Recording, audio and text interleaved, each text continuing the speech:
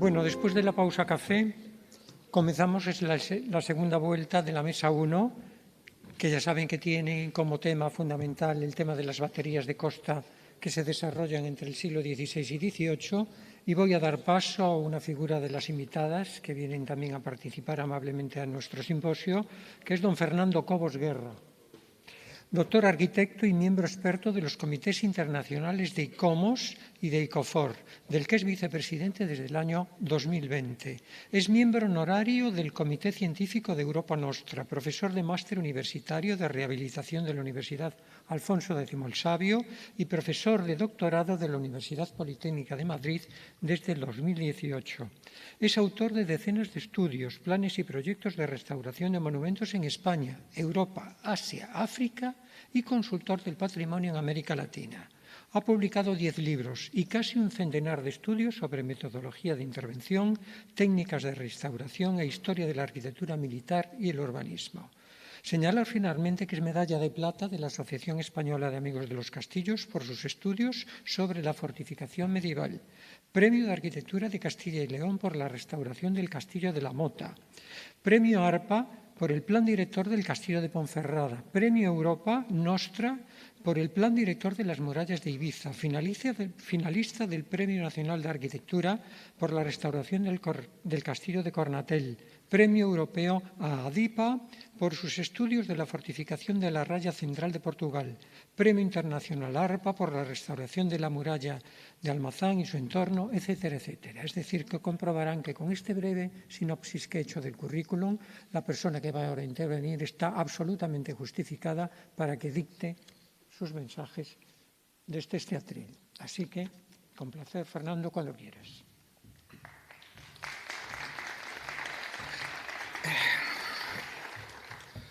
Muchas gracias a todos, muchas gracias a la organización por invitarme, muchas gracias a ustedes por asistir.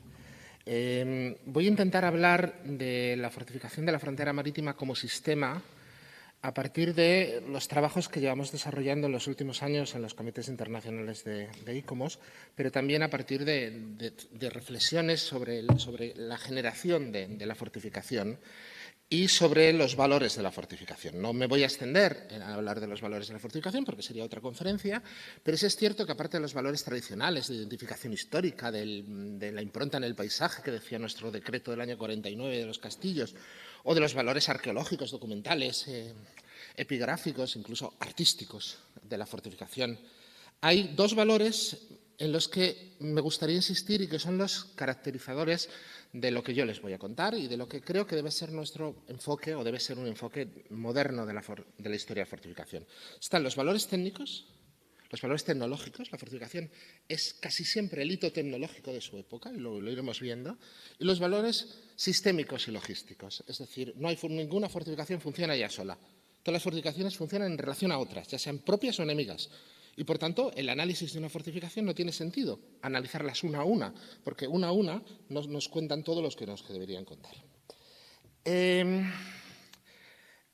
Para empezar a entender la sistematización de las fortificaciones, podemos recurrir a una cosa muy fácil, ¿no? Es decir, las fronteras, ¿no? Una frontera es un sistema de fortificación en las que todas tienen que ver con ellas. Las fronteras terrestres de la monarquía hispánica, pues es la frontera de los Pirineos, básicamente, la frontera en el 17 ya con Saboya y con Francia, o las fronteras de los Países Bajos, bien contra Francia, bien contra los territorios sublevados contra la corona, que ahora nosotros llamamos Holanda y ellos se empeñan en llamarse Países Bajos, que genera una serie de... O, por ejemplo, el Camino Español y todo el sistema de fortificaciones del Camino Español que comunicaba los territorios de Italia con los territorios de Flandes.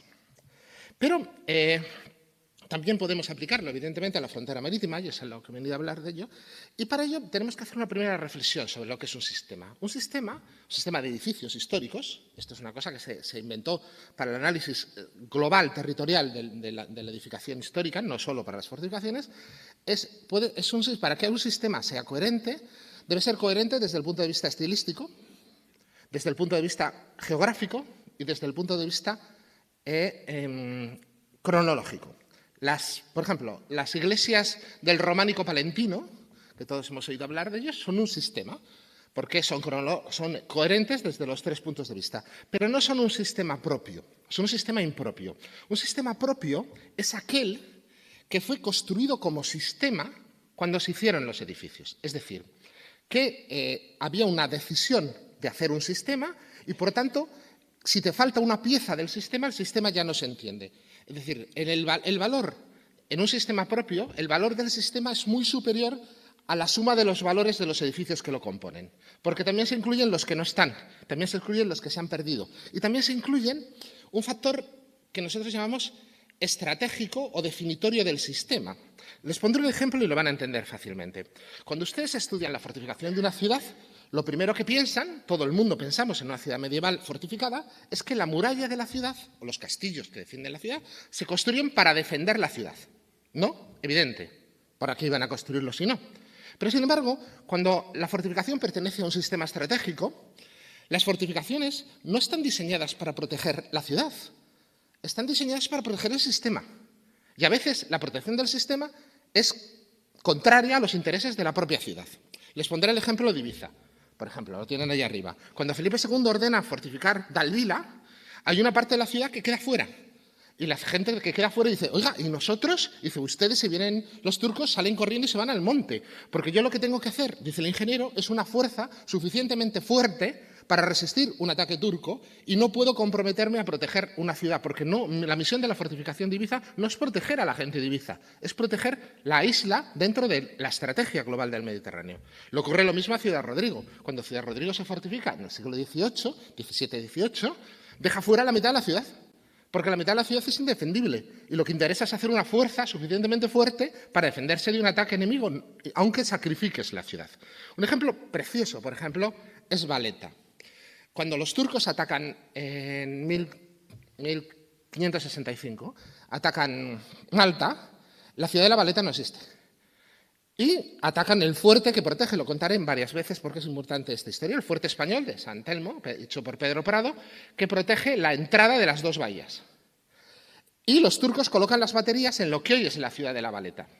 Cuando el sitio pasa, porque llega la Armada Española y lo socorre, el gobernador, el maestre de la orden, decide construir una ciudad justo donde los turcos habían colocado las baterías, para que los turcos no volvieran a colocar las baterías ahí.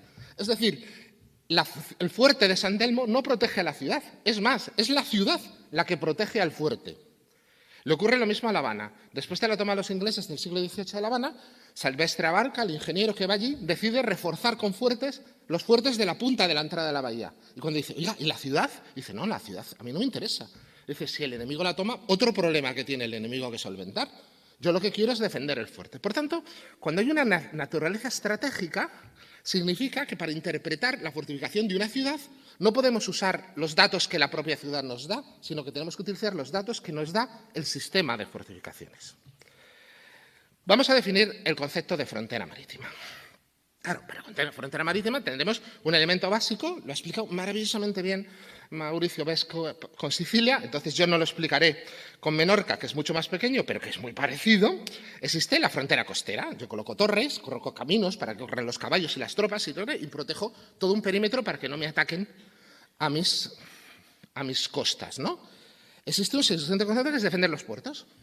Aquí tenemos Sevilla con su famosa cadena entre las dos torres, las baterías que protegen la entrada de Río de Janeiro o las baterías que protegen, los castillos que protegen la entrada de la bahía de La Habana, ¿no? Es más, en un momento determinado este sistema, el sistema de la cadena, queda sustituido por otra cosa. Esto es Mansalkibir, según lo decimos nosotros, y Orán. El castillo de Mansalkibir protege, Mansalkibir significa en árabe el refugio grande, o sea, la gran ensenada. Y por tanto, el castillo de Mansalkibir se construye muy pronto por los reyes católicos y se diseñan un tipo de cañones, este que ven aquí, que conservamos milagrosamente, que fueron construidos para tener un gran alcance y una gran potencia de fuego a mucha distancia para poder proteger toda la bahía de Mansalkibir. Luego se empiezan a construir fuertes en los altos de Orán, pero al principio no están y por tanto necesitamos diseñar un cañón especial, un cañón maravilloso, fantástico, que se conserva ahora en el Museo de l'Armée de París, pero que estaba en Mansalkibir y que fue diseñado, una joya, específicamente para tener la tecnología suficiente para cubrir el ancho de la boca por la que van a entrar los fuertes. Y sin este cañón es imposible defender la fortaleza. Tenemos, evidentemente, las singladuras de la protección de las costas para evitar que te corten tus rutas comerciales, o la ocupación del terreno, que portugueses y castellanos se defienden en torno a la costa africana hasta las Islas Canarias, con este conjunto de torres, o incluso los perímetros costeros de las rutas portuguesas. Pero, claro, esto es para defender la tierra del mar. Pero ¿cómo se defiende el mar? Es decir, ¿cómo uno es dueño del mar? Después de la batalla de Lepanto, el embajador turco en Venecia le dijo al duque de Venecia una frase absolutamente fantástica. Le dijo: vale, vosotros nos habéis derrotado en Lepanto, pero nosotros hemos quitado unas cuantas islas, ¿no? O sea, los venecianos. Dice, que vosotros nos derrotéis en Lepanto significa como si nos cortarais el pelo, pero el pelo vuelve a crecer. Pero si nosotros os quitamos un territorio, es como si os cortáramos un brazo, y un brazo no vuelve a crecer.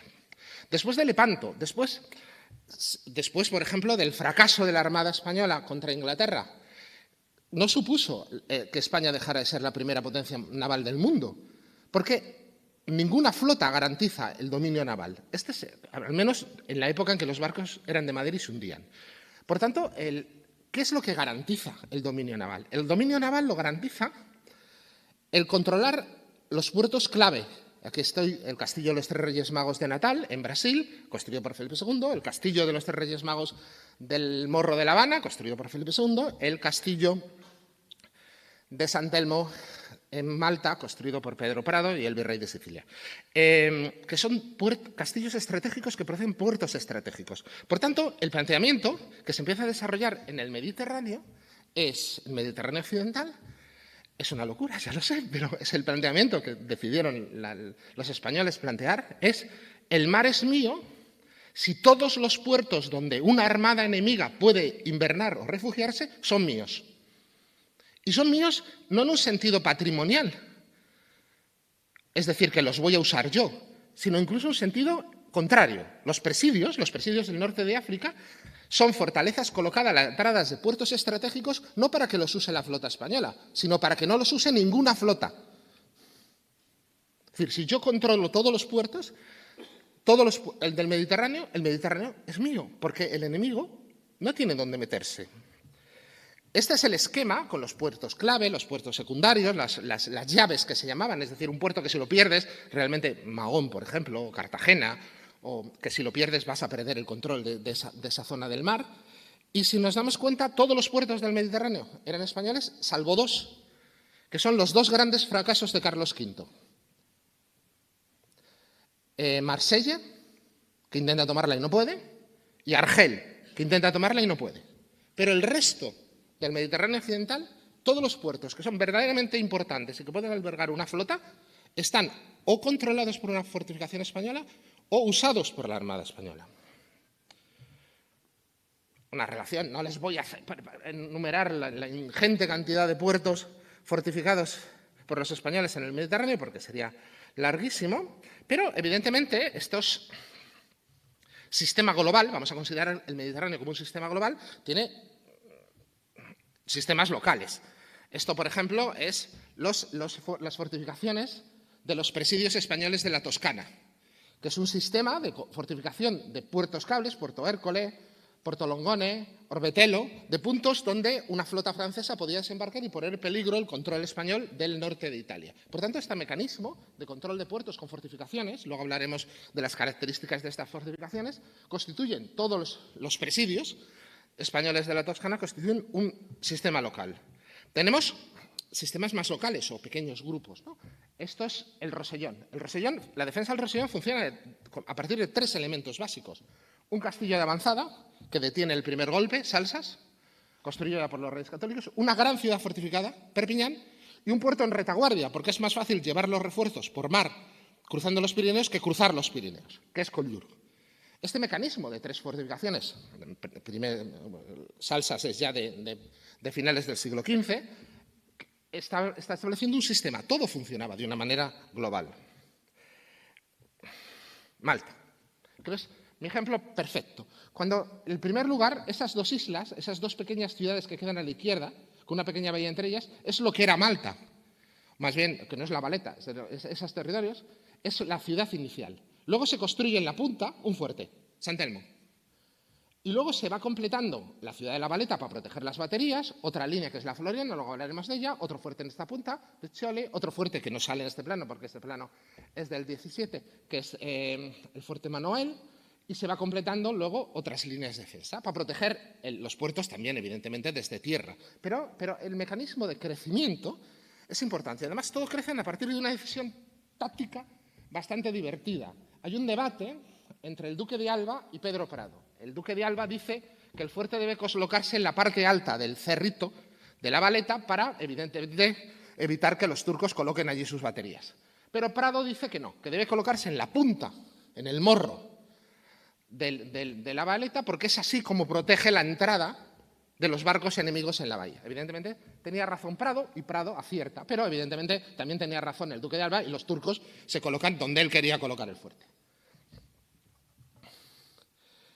El caso de Manselkibir y Orán es el mismo. Se empieza por Manselkibir, luego se dan cuenta que hay que dominar Orán, luego se dan cuenta que defender Orán es muy complicado y empiezan a aparecer decenas de fuertes, decenas de fortificaciones encaramadas en los altos que protegen al final en un sistema complejísimo, de los sistemas de fortificación más complejos que hicieron los españoles en cualquier lugar del mundo. Claro, esto es el Mediterráneo. El Mediterráneo es una cosa pequeñita, pero ya había empezado a haber problemas antes, pero los problemas empiezan a hacerse mayores cuando Felipe II se proclama rey de Portugal y, por tanto, rey de España. Es una cosa que la mayor parte de la gente, pero Carlos V no fue rey de España, los reyes católicos no fueron reyes de España, pero el primero que se titula como rey de España es Felipe II, rey de las Españas, porque es rey de Portugal. Y hace una medalla preciosa cuando es rey de Portugal, en la que aparece el mundo con unos meridianos y un caballo que trota salvajemente y un lema que dice «Non sufficit orbis». El mundo no es suficiente. Porque para Felipe II el mundo es suyo. Si la mitad del mundo era los castellanos, por el Tratado de Tordesillas, la mitad del mundo era de los castellanos y la otra mitad de los portugueses, el mundo es suyo. Claro, el resto de los países de Europa no estaban por la labor. Y entonces plantea uno de los sistemas defensivos más alucinantes que uno se puede creer, que es defender todas las costas atlánticas con el mismo criterio. Allí donde haya un puerto donde se puede refugiar una flota enemiga, ¿será mío o lo anulo? Y aparecen desde Dunkerque arriba, pero sobre todo la toma de las bahías del Orient, del actual Orient, que entonces no existía, de Blavet, y la bahía de Brest, con dos fuertes que se construyen para anular la bahía, las bahías bretonas, toda la costa gallega, toda la costa portuguesa, Cabo Verde, Canarias, toda la costa de Brasil hasta el Estrecho de Magallanes y, por supuesto, todo el Caribe. Ya del sistema, ahí tenemos las fortificaciones de Bretaña, las fortificaciones de los Países Bajos, del sistema gallego, yo creo que ya han hablado ustedes muchísimo. La mayor parte de los fuertes costeros del Portugal actuales son obra de los Felipes, de Felipe II, de Felipe III, que luego los portugueses picaron los escudos después de la independencia. Y está el sistema americano. Hay dos expediciones, una va Tejada, el general Tejada con Antonelli al Caribe, y luego está el almirante Valdés, también con Antonelli, que va al Brasil hispánico. Y además aparecen dos castillos interesantes que se llaman los dos iguales. Uno, el mejor castillo del Caribe es igual, es el de los tres Reyes Magos del Morro de La Habana. Y para mí el castillo más interesante que se hace en Brasil es el de los tres Reyes Magos de Natal. ¿Por qué? Porque Natal es muy interesante. Si ven ustedes dónde está, es ese. A ver, espera, que me han dicho que esto funciona. A ver. No. Ahí. Eso es Natal. Si uno coge una armada y cruza el Atlántico, el primer punto que toca necesariamente es Natal, que es el primer punto que tiene un río donde se puede refugiar de la tempestad, pero sobre todo el primer punto que tiene agua dulce. Y hay un pequeño fuerte, le ven ahí, un pequeño fuerte, hacerle la puñeta a la flota enemiga y no dejarla entrar en el río. Y este es un grabado holandés de los holandeses intentando tomar el fuerte, evidentemente, y aquello es un grabado inglés de los ingleses intentando tomar el fuerte de los Tres Reyes Magos de La Habana. Curiosamente, la vocación de los Tres Reyes Magos, hay otro en la India, en Goa, es una vocación filipina, porque Felipe es rey de España, porque es rey de las tres coronas, Aragón, Castilla y Portugal. Y por eso aparecen en sus posesiones la vocación del castillo de los Tres Reyes. Esto es Río. La expedición que decide localizar todas las bahías se fortifica, evidentemente, Salvador de Bahía, se fortifica la Bahía de Santos, estoy hablando de Brasil, del Brasil durante el periodo hispánico. Se fortifica la bahía y se cambia todo el sistema de fortificación, se cambia incluso la posición de la ciudad, de Río de Janeiro. Esto es Río de Janeiro y las baterías y la decisión de cómo, claro, Río de Janeiro es una bahía extraordinaria para una flota, es de las mejores bahías del mundo para proteger y por tanto se protege la punta. Dos castillos en la punta y en el morro, ahí, uno se llamaba originalmente el punta y otro el morro, que estaban defendiendo la entrada de la bahía, cómo cambia Río de Janeiro y cómo toda la posición de... Pero es curioso porque la expedición, el origen de la expedición, y acabo con esto que es bastante divertido, acabo esta parte con esto, el origen de la expedición tenía una orden. La orden de Felipe II es, van ustedes al Estrecho de Magallanes, construyen dos castillos y ponen una cadena. Claro, esto es desde Madrid, bueno, desde Madrid, Valladolid, no sé, en la época sería Madrid, no, Valladolid era entonces. Desde Valladolid debería ser bastante fácil de decir, pero claro, hay que ir allí. Intentaron hacer una población, se murieron todos, ponerle una cadena al Estrecho de Magallanes, no es una cosa normal. Entonces, pero al final, la corona hispánica se da cuenta de que el Estrecho de Magallanes se protege solo. O sea, el clima es tan brutal que la forma de proteger el Estrecho de Magallanes es tener un lugar donde esperar a tener buen tiempo para cruzarlo. Y el lugar donde puedes esperar, si vas desde el Atlántico para cruzarlo, el único lugar donde puedes esperar son las Islas Malvinas. Una vez que cruzas, el viento que va hacia el norte, pegado a la costa y que no te deja ir para otro lado, te lleva directamente a Valdivia, donde hay todo un sistema de defensas en la bahía. Pero si quieres cruzar al revés, o sea, si quieres venir del Pacífico, cosa que los españoles hicieron muy pocas veces, porque luego la ruta con Filipinas iba por México y Acapulco y cruzaba por Panamá.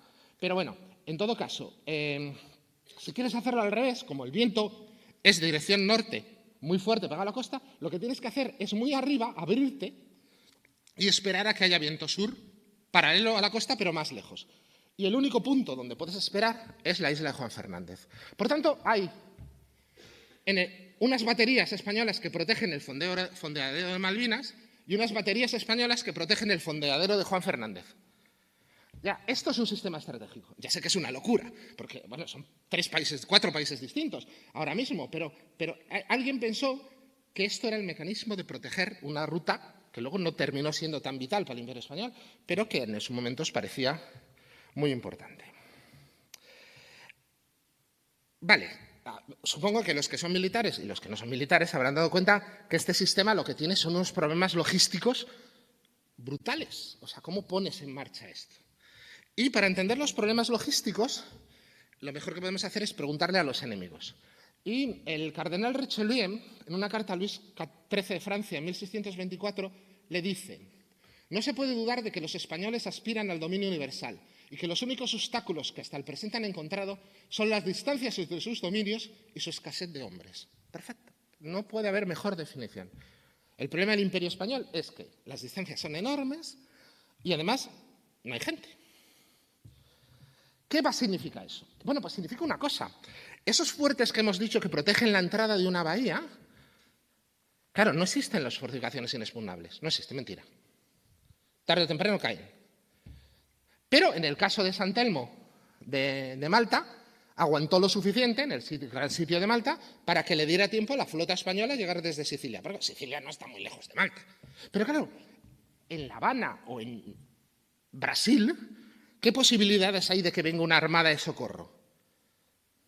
Entonces el planteamiento es mucho más divertido y lo cuenta muy bien Silvestre Abarca. Dice, no, lo que hay que hacer es que no entren en la bahía de ninguna manera, que se queden fuera. Todo el esfuerzo debe ser que no entren en puerto, porque si se quedan fuera, tarde o temprano vendrá un huracán o una borrasca y los hunde. Y esa estupidez de reflexión, aparentemente estúpida, era lo que realmente hacía verdaderamente imposibles de tomar las fortificaciones españolas en América, porque no tenías la seguridad de haberla tomado antes de que viniera una borrasca y te hundiera. ¿Qué pasa? Que como tenemos también pocos hombres, no podemos hacer líneas de defensa de kilómetros, murallas gigantescas, porque ¿de dónde van a sacar los hombres para protegerla? Tenemos que intentar protegerlo con fuertes muy pequeños, pero muy eficaces. Aquí empieza, luego hablaremos de Escribá y de su teoría de los fuertes estrellados, y por qué los fuertes estrellados son más eficaces que los fuertes no estrellados, es porque necesitan menos cañones y menos hombres. Lo cuenta muy bien Escribá. Y estos pequeños fuertes, que nacen todos del trato de Escribá y luego de otros lados, son los mecanismos que van a dar un tipo de fuerte costero que se desarrolla ya muy tempranamente. Pensar que San Telmo de Nápoles es 1538, si interesan, estamos hablando muy pronto. Y hay una combinación de fuertes de costa y fuertes también aislados en las montañas. Esto es, Dios mío, en los estados del Presidio, Puerto Hércole, ¿no? El Fuerte Felipe, el Fuerte España, el Fuerte Estrella. 3 fuertes, más las baterías de costa, que controlan completamente la pequeña isla, un pequeño puerto, pero no tan pequeño, pero hay una vía enorme al lado, de Monte Argentario. Pero ahí tenemos, lo de allá arriba es el Fuerte Felipe, Eso es el Fuerte Filipo de Monte Argentario, Puerto Hércules. Esto es el Fuerte Felipe en este caso, de Setúbal, que protege desde arriba la gran bahía de Setúbal. Y esto es el fuerte de Santiago de Cuba. Se parecen todos mucho, ¿verdad? Porque cuando empezamos a explicar, hay que empezar a explicar qué ocurre, cómo se revoluciona la logística, la técnica de fortificación española a partir de una junta de ingenieros que produce en 1535, en la que están todos los ingenieros de la corona, italianos, españoles, austríacos, y Pedro Luis Escribá. Y Pedro Luis Escribá decide, constructor del Castillo del Áquila, pero también del Castillo de San Telmo, decide llevarle la contraria a todos y explica, en su teoría, que si yo coloco el baluarte mirando a la batería enemiga, como yo protejo las caras de mi baluarte desde mis flancos retirados, el enemigo dispara de frente a mis flancos retirados. Y, por tanto, tarde o temprano desmontará mis cañones y me tomará el castillo. Por tanto, la solución es hacer una solución estrellada que no pueda ser embocada, o, en todo caso, 2 medias tezazas. Este es el origen, este dibujo de Escribá de aquí abajo es el origen del fuerte de costero tradicional. Un frente de tierra con 2 medios baluartes que no pueden ser embocados desde tierra y luego un sistema estrellado hacia el mar. Esto es San Fernando, esto es todo. El origen está aquí. Evidentemente, Escribá hace un fuerte espectacular, no sé si lo conocen, San Telmo de Nápoles, que es una pasada, y pueden hacer, pero él explica muy bien esto, ¿no? Es decir, la disposición de mis troneras es que si disparan a hacer brecha, no pueden desmontar mis cañones, y si disparan a desmontar mis cañones, no pueden hacer brecha. Y se genera una colección enorme de fuertes por todo el Mediterráneo que responden al modelo de Escribá. No repasaré porque son muchos y están muy lejos. Evidentemente, cuando Escribá muere Epifanio, mueren los grandes ingenieros de la primera época, y Felipe II es un gran amante de la tratadística italiana. Muchos de los tratadistas italianos de fortificación olvidan estos preceptos y empiezan a construir formas regulares y a convencernos de una cosa. Empieza a haber una disputa entre los militares españoles, que son ingenieros, y los teóricos italianos, que también son ingenieros, que básicamente se centra en un dato muy importante, es la línea de defensa. La línea de defensa es la distancia que hay desde la casamata del baluarte a la punta del baluarte opuesto. Los italianos al servicio de la corona española, no italianos de otro lado, empiezan a hacer distancias enormes porque quieren defender esa distancia según el alcance de un cañón. Mientras que Escribá, y luego lo dirá Rojas, y luego lo dirá el Marqués de Leganés, dice, no, si te hacen una brecha en la muralla, yo no puedo defender una brecha a disparos de cañón, porque entre que meto la bolita, lo cargo, lo vuelvo a apurar, lo subo a la tronera, se me han metido 700 tíos por la brecha. Lo tengo que defender con arcabuces. Y, por tanto, esa distancia no puede ser arcabuces. Y, por tanto, a lo largo del siglo XVI, pero sobre todo el XVII, las distancias, las líneas de defensa se van acortando hasta que se ajustan en toda la tratadística española al alcance del arcabuz. Pero eso significa también otra cosa muy divertida, Y es que ese famoso debate renacentista falso de si son mejores las fortificaciones de 5 lados, de 6 o de 7, es mentira. La fortificación tendrá 6, 5 o 6 lados si la línea de defensa es un dato fijo, y dependiendo exclusivamente del tamaño que tenga.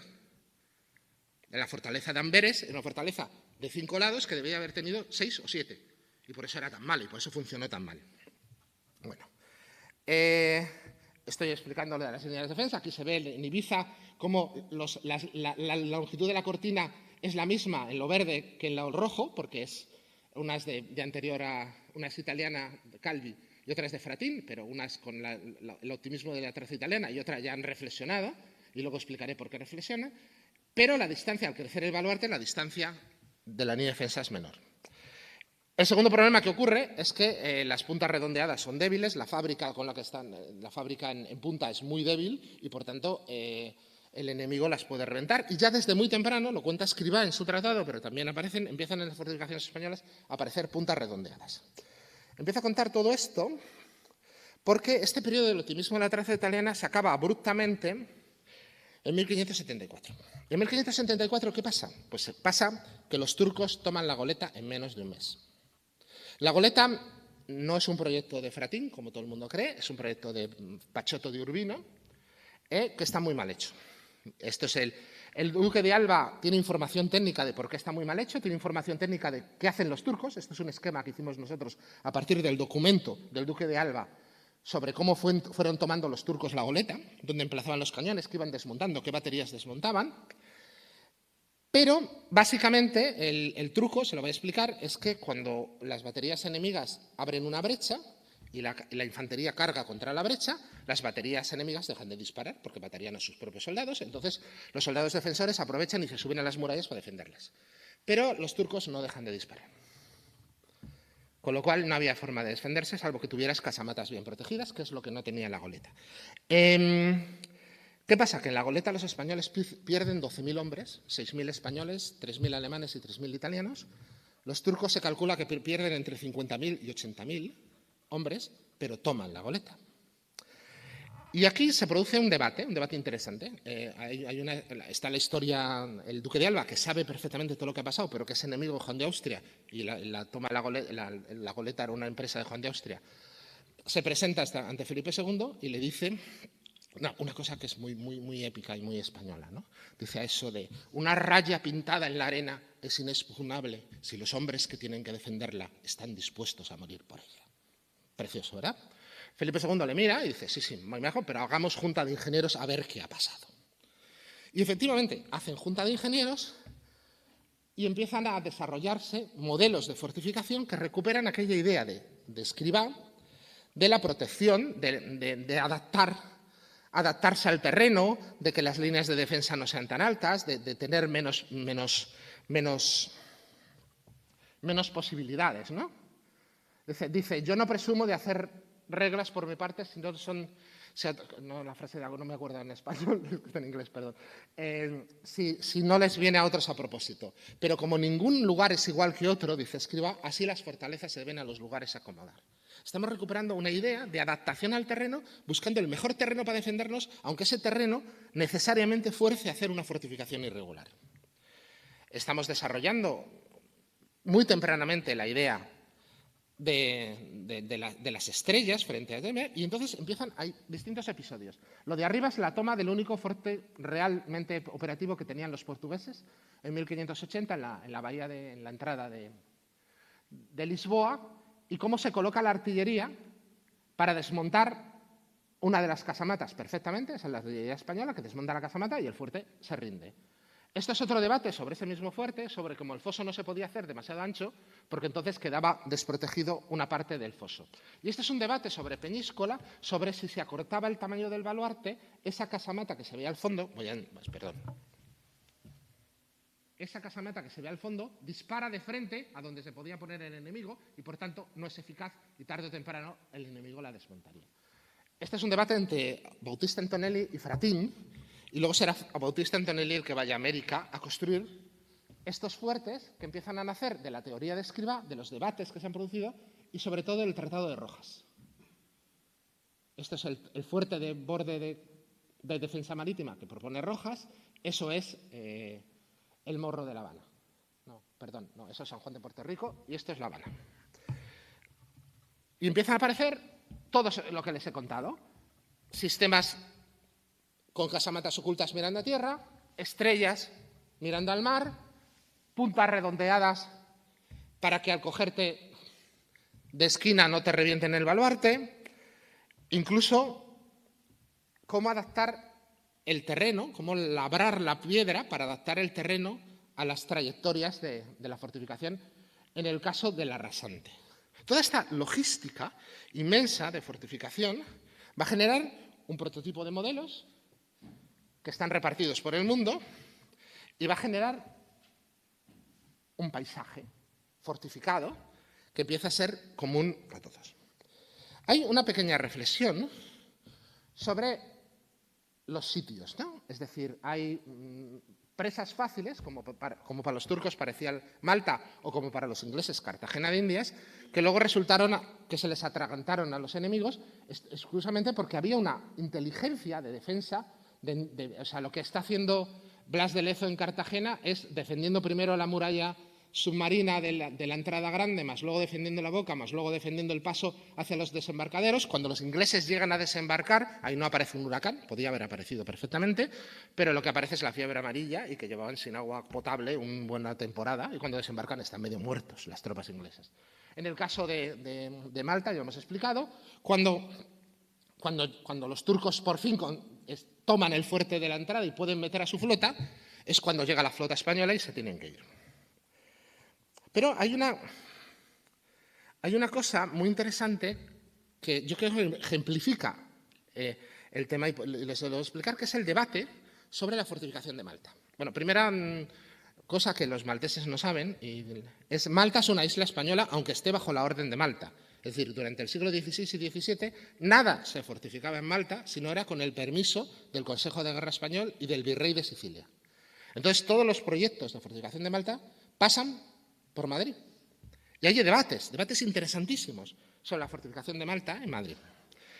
El proceso de Malta, en un momento determinado, voy a contársela, esto es la Valeta, y deciden hacer otra línea avanzada que fortifique, que es la Floriana. Y el proyecto de Floriani se presenta al Consejo de Guerra Español para que se lo apruebe. Hay un cruce inmenso de documentación entre el Virrey de Sicilia, el Consejo de Guerra, el Consejo de Estado, explicando, dice, vale, quieren hacer una fortificación enorme y lejísimos. Dice, pero Malta no tiene gente. ¿Con quién la van a defender? Y si tiene gente, Malta no tiene alimentos. ¿Cómo van a alimentar a los soldados que defiendan eso? Y por tanto, al final le dicen al virrey que no sigan, que paren, que eso no tiene ningún sentido. Entonces, aparece, es curioso porque Floriani, que publica un tratado de fortificación muy interesante, dice que su inspiración es un ingeniero que durante mucho tiempo se ha pensado que era un hijo del duque de Florencia, Juan de Médicis, pero no es verdad, no tiene nada que ver con el duque de Florencia, era un ingeniero español, o bueno, un ingeniero de familia florentina, pero al servicio de España, que termina siendo marqués de Grote, que es un territorio del reino de Nápoles, que participa en la toma de Ostende. Y entonces él se dice, no, yo todo lo que sé lo he aprendido de Juan de Médicis. Entonces la corona, que no es tonta, Juan de Médicis está con los ingenieros del marqués de Leganés en Milán, envían a Juan de Médicis y a Juan de Garay. Y Juan de Médicis y Juan de Garay lo que proponen es reforzar la antigua línea de la Valeta con un sistema de obras avanzadas muy interesante. Estamos en 1640, Hay que tener en cuenta que Vauban todavía andaba en pañales. 1640 con un sistema de fortificación súper avanzada, pero claro, le vuelven a decir lo mismo. Dice, no, pero yo hago unos puentes para que los mismos soldados que defienden las fortificaciones se puedan retirar y son los mismos con los que voy defendiendo las sucesivas líneas. Vale, pero tampoco les convence mucho al Consejo de Estado porque no. Y entonces Juan de Médicis dice una cosa absolutamente maravillosa. Dice, Esto es lo que alega Juan de Médicis al Consejo de Guerra español. Dice, procurando hacer las fortificaciones de tal manera que no solamente tengan y parezcan defendibles, pero que en cuanto se puede, sean tenidas del enemigo por inexpugnables. Porque de esta manera nos ahorramos el sitio. Y esto es una cosa, cuando queremos intentar explicar hasta qué punto fue eficaz el sistema defensivo del Imperio Español, que durante 300 años mantuvo el control de inmensos territorios en muchos mares del mundo, no podemos contar ni las veces en que atacaron un puerto y lo tomaron los enemigos, ni las veces en que atacaron un puerto y lo defendieron. Habría que intentar contar las veces en las que no se atrevieron a atacarle. Porque el valor de la fortificación, la mejor fortificación, es aquella, como decía Juan de Médicis, que pareciendo inexpugnable el enemigo no ataca nunca. Muchas gracias. Esto es todo.